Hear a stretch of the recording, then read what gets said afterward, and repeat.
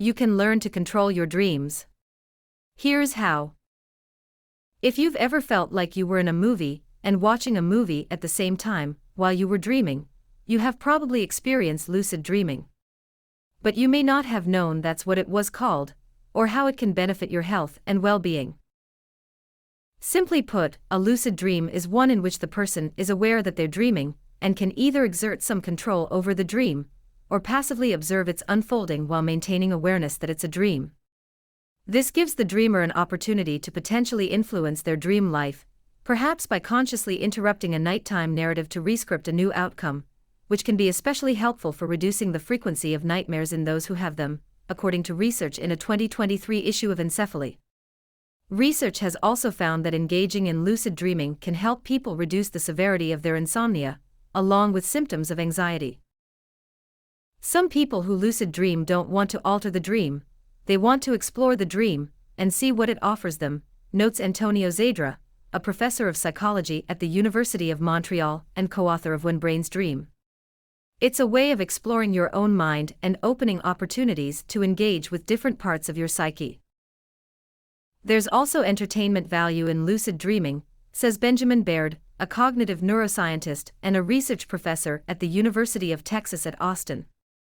It's like having your own form of virtual reality. While awareness of dream states dates back centuries, it wasn't until 1913 that the Dutch psychiatrist Frederik van Eden coined the term lucid dream, based on his own experiences.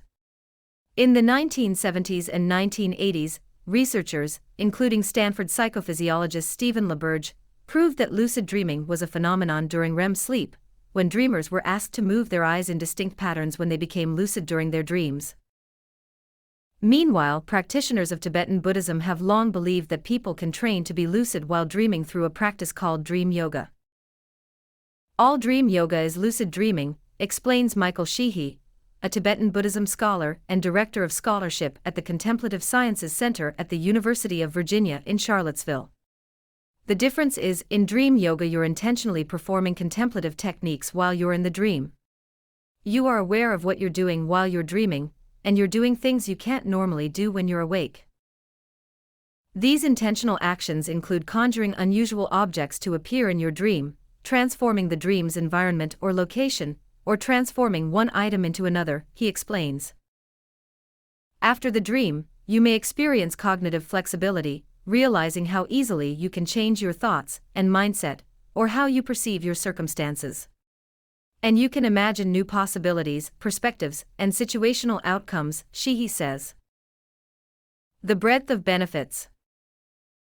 The neurobiological underpinnings of lucid dreaming aren't well understood, says Ken Paller, a neuroscientist at Northwestern University in Evanston, Illinois. But preliminary research suggests there's greater activity in the brain's prefrontal cortex, which regulates executive functions, such as thinking and problem-solving, and emotions, and the parietal cortex, which plays a role in processing and integrating sensory information and attention.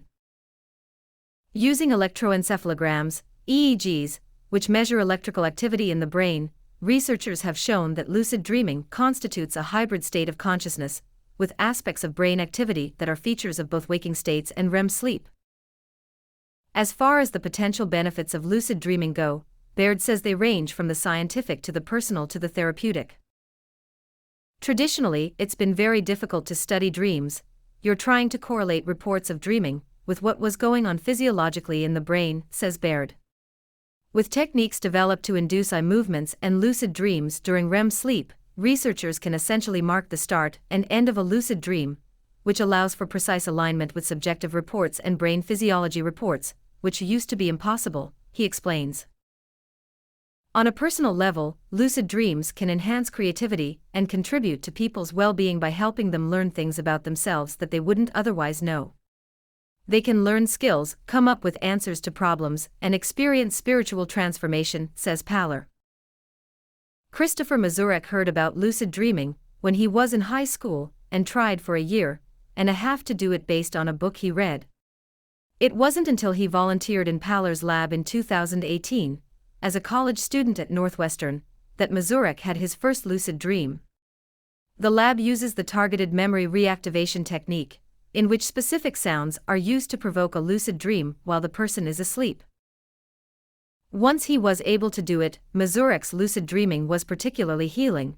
His grandparents had recently passed away, and he was able to talk to them in his lucid dreams.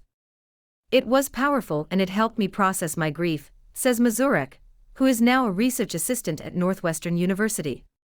It was a very exhilarating, rewarding experience.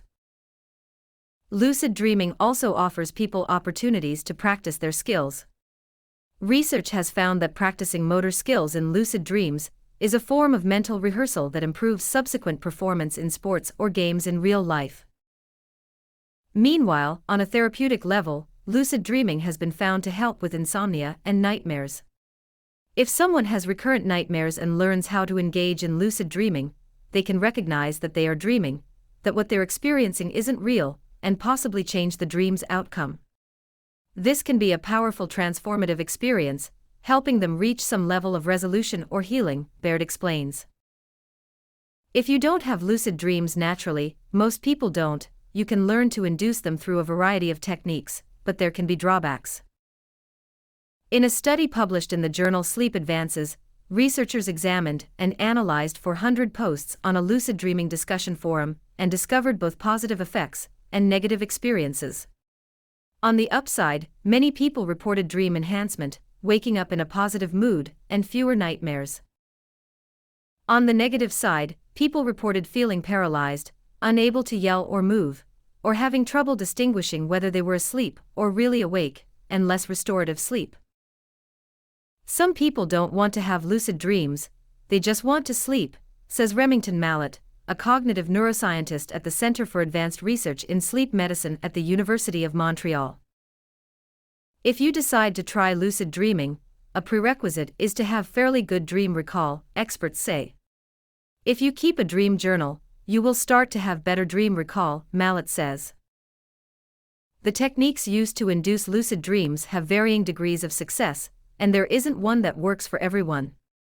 It's a learnable skill, but people make it sound much easier than it really is, Zadra says. With the reality testing technique, you stop what you're doing at regular intervals throughout the day, and ask yourself whether you're in a dream or reality, then go back to your usual activities, Zadra explains. The idea is that these reality checks eventually can become incorporated into a person's dream, enabling them to distinguish between sleep and wakefulness realities, which in turn induces dream lucidity, according to research published this year. A technique called the mnemonic induction of lucid dreams involves rehearsing a dream during the day and visualizing becoming lucid while telling yourself, "The next time I'm dreaming, I'll recognize that I'm dreaming." With the wake up back to bed technique, the person sets an alarm clock to go off after about 6 hours of sleep, stays awake for approximately 30 minutes, then goes back to bed with the intention to become lucid if they start dreaming. Another one, called the senses-initiated lucid dream technique, involves waking up after about 5 hours of sleep and repeatedly shifting your attention between visual, auditory, and physical sensations before going back to sleep.